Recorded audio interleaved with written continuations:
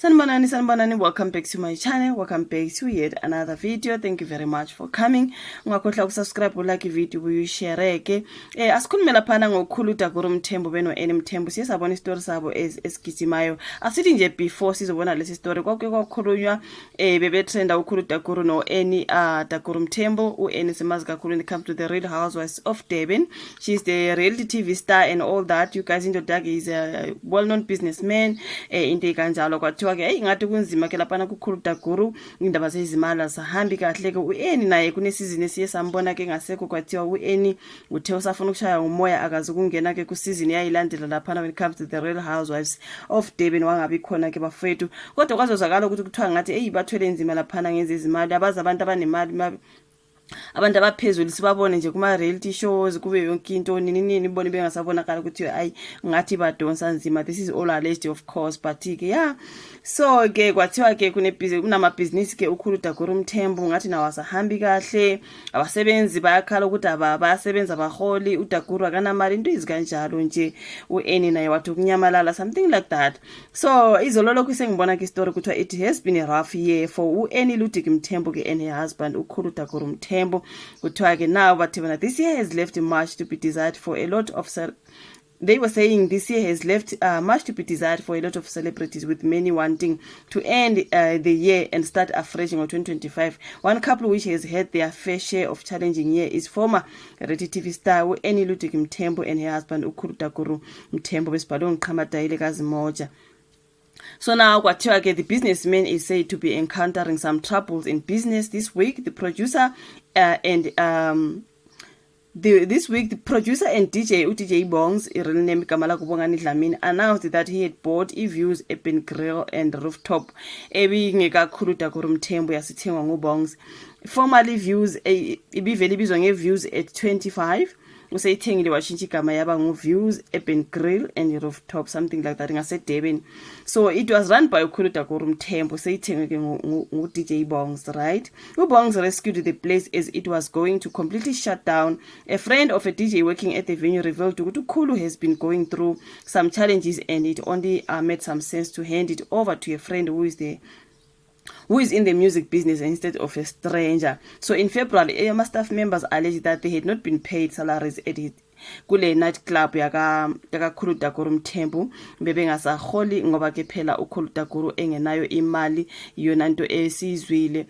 So ngase ngibona ke istory esibhalwe lapha ka isolezi bebhala ke ngoDJ Bongz ukuthi ke uBongz nguye ke osethenge ibhizinisi leli ebelingele kaKgolo Daguru Mthembu njengoba ke ku report ukuthi yena noAnnie ngathi they are going through a rough patch, so that business is now bought by uDJ Bongz.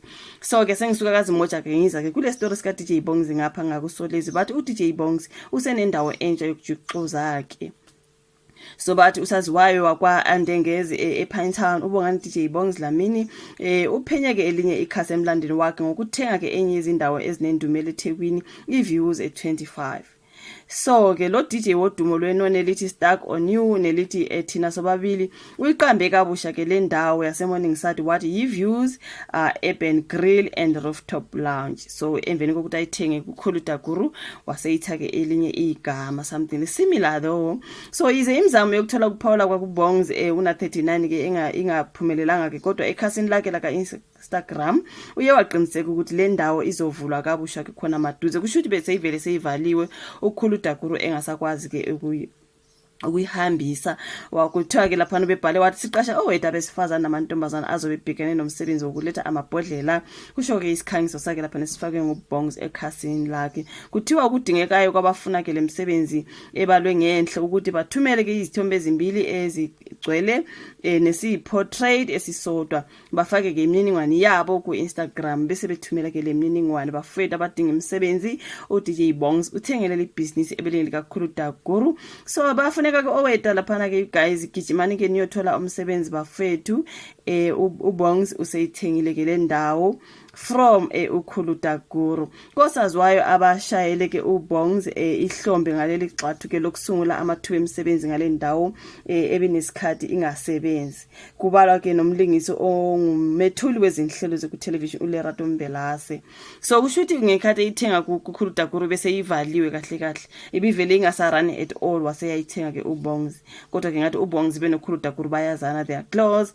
So yeah, uBongz akasagcini ngokukhiqiza umculo njengoba esanda kukhipha ke inoni elithi imifula ke, kodwa usebuye ahlele nemicimbi njengoba ke ngempela sonto esiphuma kuyo ubese social link eshongweni la Club Polo phoni ehambe kahle kakhulu, nenkampani eyaduma kakhulu eminyakeni edlule iMabala Noise Records yasungulwa nguye ngaphambi kokuyidayisela uReggie enkabindi owayengumgcinimafa weANC okay ne-Youth League. So yayiqale iMabala Records okuyigama elalisusele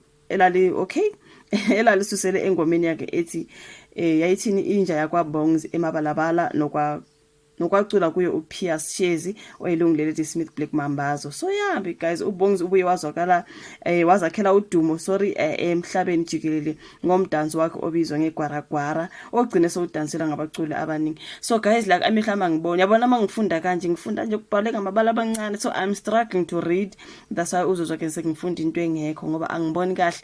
So yeah bafethu besikhuluma ke ngebhizinisi la kaKgolo Daguru noAnnie Mthembu njengoba ke kuthiwa ke they are going through a rough patch ke manje ke ibhizinisi beselivaliwe allegedly. Mina bengizokuthi beselivalwa kanti ke ngathi beselivaliwe beselinesikhathi lingasebenzi then laselithengwa ke uDJ Bongz. So kuyafuneka wait lapha, if you are close with that place please go uyothola ke umsebenzi ma ungabe uyaqualify ke bafethu nithole umsebenzi kuleya ndawo since uBongz ezolivula ke little business something like that. Siyambongela uBongz you guys and congratulations, and it's a good thing ukukreate amathuba emisebenzi abantwana babantu bengasebenzi kanje. So because yeah I think it was very difficult bafethu for uKgolo Daguru Mthembu as we heard. Ngize ngenza i-video on the other story, so mase ngibona ke udaba lukaBongz ngase ngithi angize ngapha ngakayiso lezi sizokhuluma ke ngodaba lukaBongz uselithengile ibhizinisi likaKgolo Daguru Mthembu something like that. Asibonge you guys, sibongele nabazothola imisebenzi kuleyo ndawo. Thank you so much ukuthi uyibuke i-video, ulike, usubscribe, ushare, siphinde sibonane futhi kwenye ezolandela. Bye.